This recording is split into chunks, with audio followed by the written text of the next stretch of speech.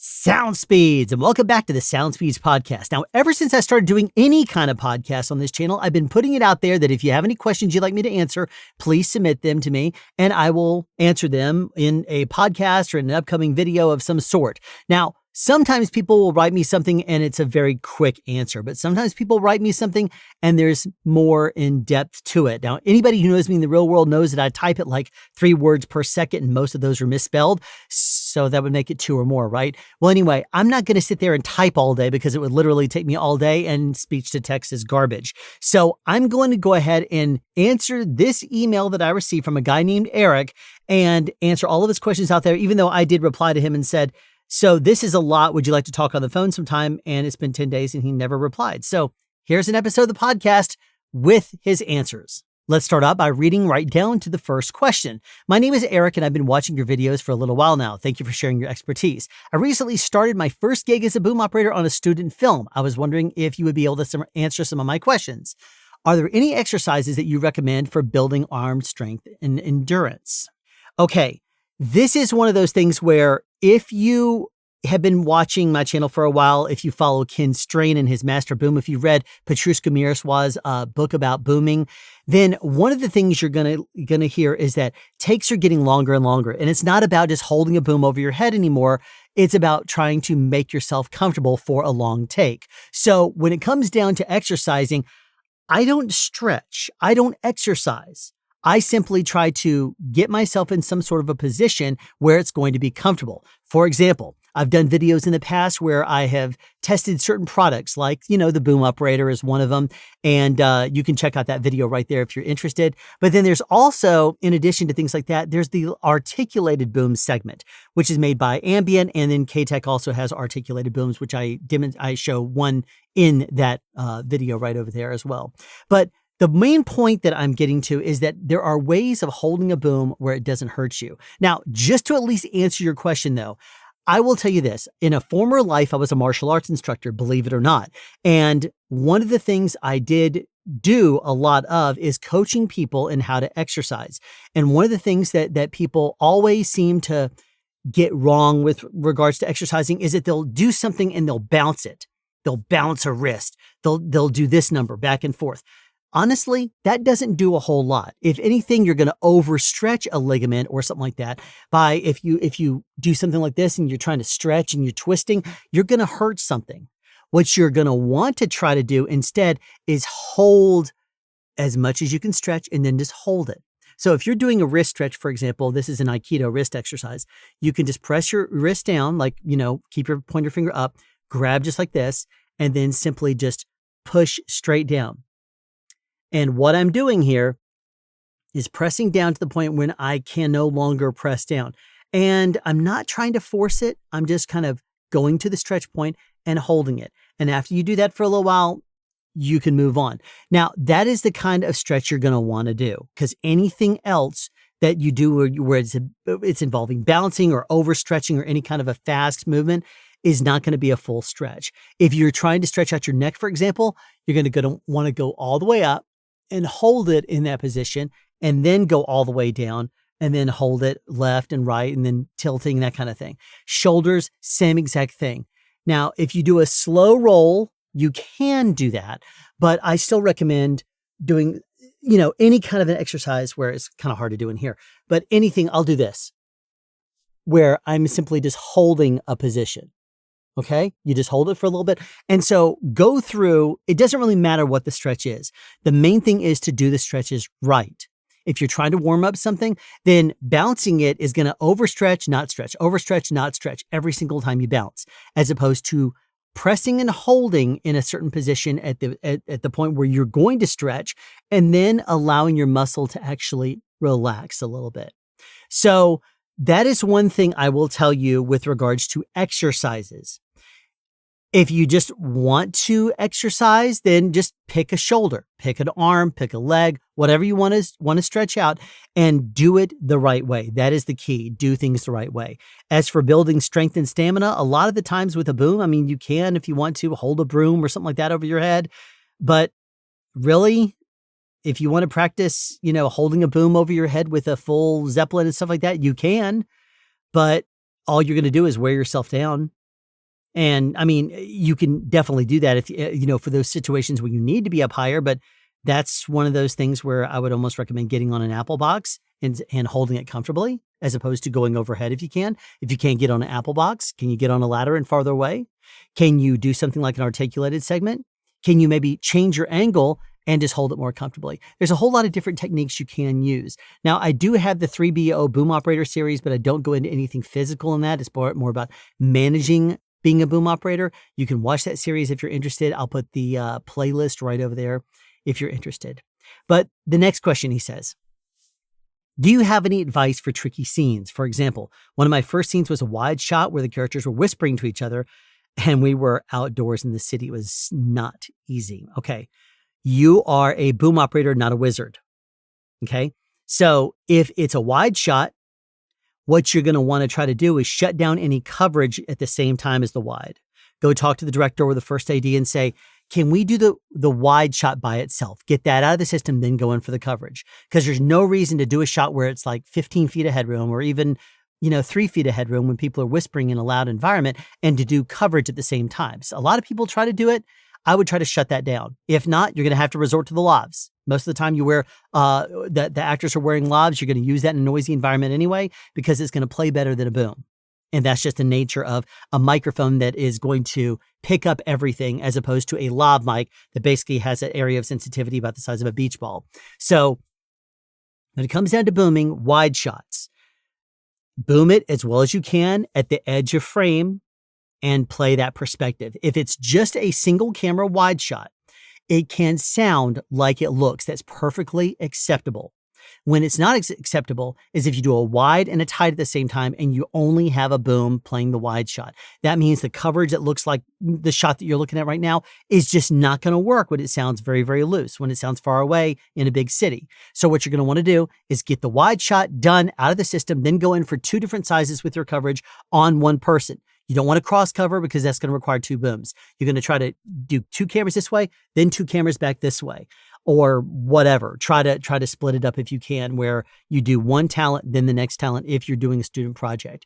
If you're working on a show with a budget, sometimes you're not able to do that, in which case you have to bring in the sound utility or a second boom operator to boom it and to boom the other camera, and that's perfectly fine. But on a student project, talk to the director, emphasize that sound is extremely important. If they prioritize picture or anything other than sound, you could shelve a project very quickly because you're not going to have the budget to fix sound in post.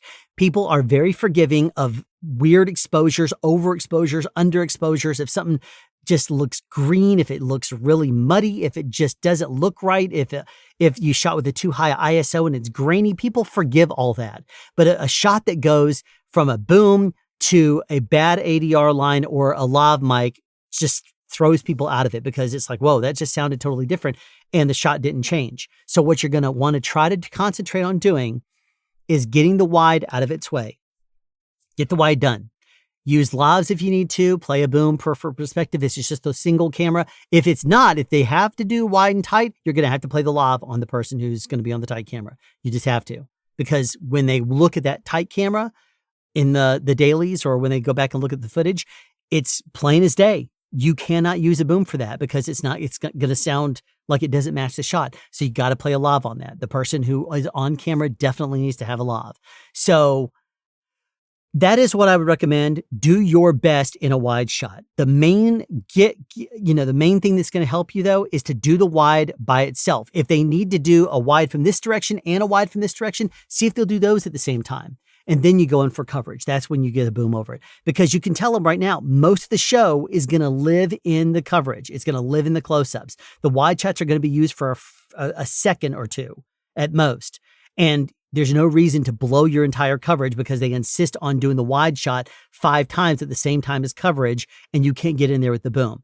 Shut down the coverage, do the wide shot, then get in for your coverage and boom it like you would normally want to with the microphone directly at the edge of frame. Like right now, here I am sitting here. But what you don't know is that you might not know, is that there is a microphone literally at the edge of frame right now. And every single day, one of the things I do is I push it barely out of the frame. So that way it is there. It's on me. It's completely out of the shot. And that's the way you want your boom to be. especially in a noisy environment. You got to push the frame. If it's a quiet environment, back off a little bit until the person sounds natural. If they sound too bassy and they don't sound like they do in the real world, back off just a little bit, just a little bit. I'm not saying go 3 feet overhead, but just back off maybe a couple of inches, 6 inches, something like that. Camera will probably appreciate you not crushing the frame with the boom. And that will probably make the sound better. But in a noisy environment, you got to push the frame because it's all about signal to noise ratio and the noise is too high. So you got to get your signal up there too. All right. This is my first time on a film set. In general, I'm not super sure how to conduct myself. Should I ask other crew members about framing or my position, or should I try to figure it out quickly by myself? If you are brand new as a boom operator, what you need to do is talk to your sound mixer. If you're concerned about getting too far away from the frame, what a good rule of thumb is to do is to tell the camera operator, especially if this is a student project, say, this is my first time booming, or I'm still pretty new at booming. If once you get your shot set, if you wouldn't mind giving me a frame line, I'd appreciate it. What they're going to do is tell you where the very edge of frame is. Like in my case, it's right above here. So where my microphone is right now could be where your microphone is. But here's the trick.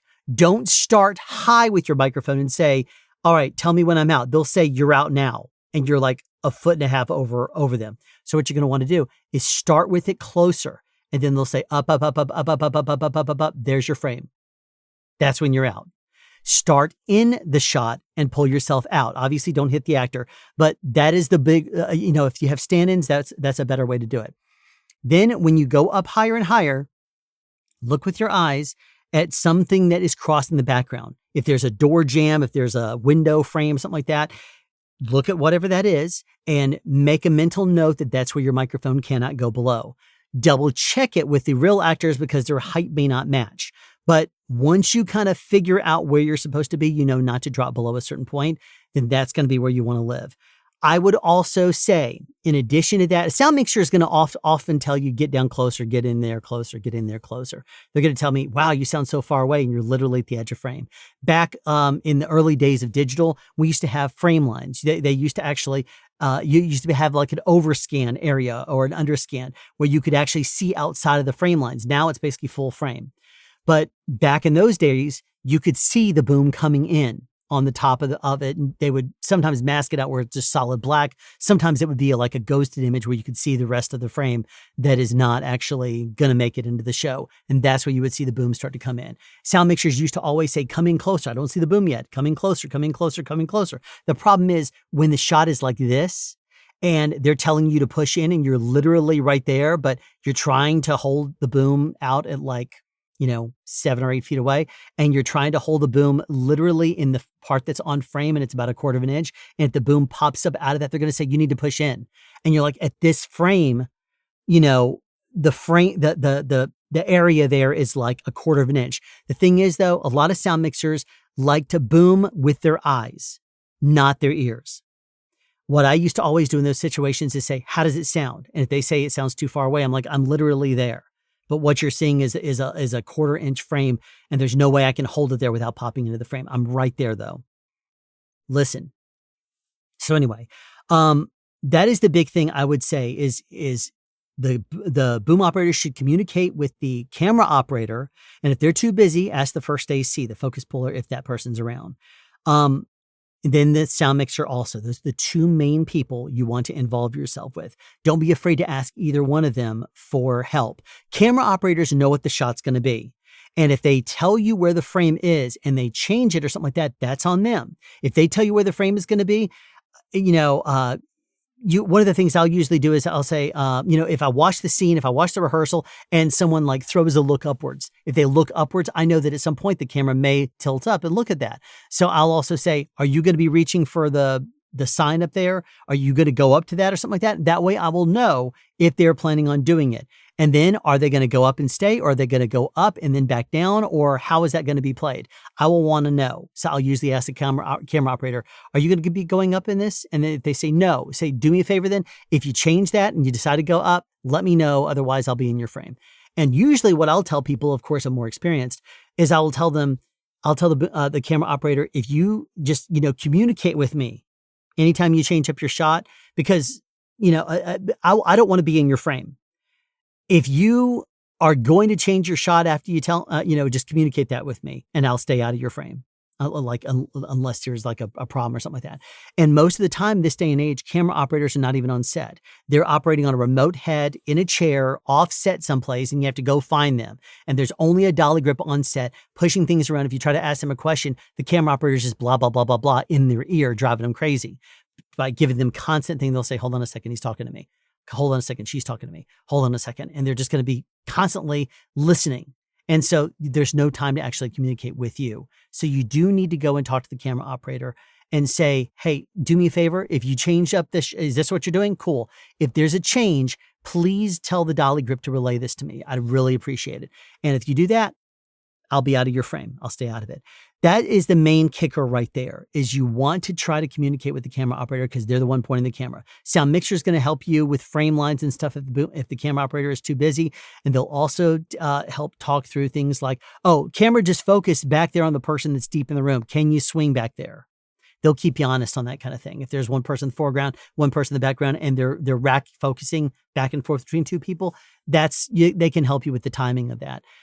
It's really unfortunate when they go forward, backward, and there's just racking focus because then you have to switch back and forth. It could be that one person is in focus, one person is out of focus, and they're never going to play more than just the person that's in focus on camera at the same time, in which case use a lav on the other and play the person that's in focus on the boom. That way you're protecting the on camera if there's a big distance. Unless you have a second, boom operator, but on a student project, I doubt it. Most of the time people on student projects don't even want to do sound. Okay, moving on. Who would I ask? I just answer that. This crew is not very large, so things are more casual, but I'm curious about these dynamics with larger productions.